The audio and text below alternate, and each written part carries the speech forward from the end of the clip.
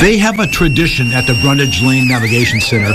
Graduates get a parade, not the traditional kind of parade. No baton twirlers, no trombones, more like a gauntlet of joy.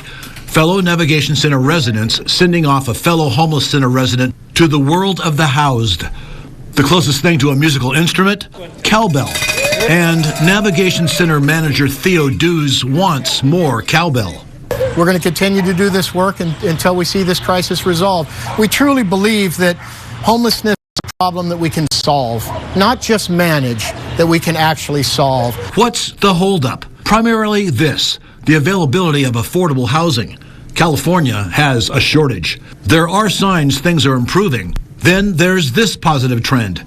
The Bakersfield-Kern Regional Homeless Collaborative's new point-in-time homeless count reveals a decline in the number of unhoused in Kern County.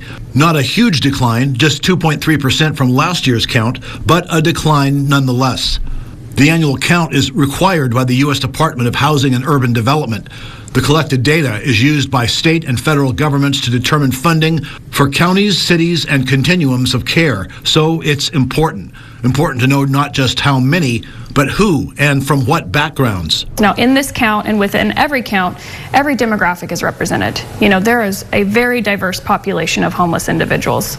The 2025 count reveals 2,606 people experiencing homelessness, including 1,393 who are unsheltered and 1,213 who have utilized shelters. This is not an exact science, but it's one of the few tools we have. Counting the number of people living in shelters is one thing, but counting those on the street is quite another.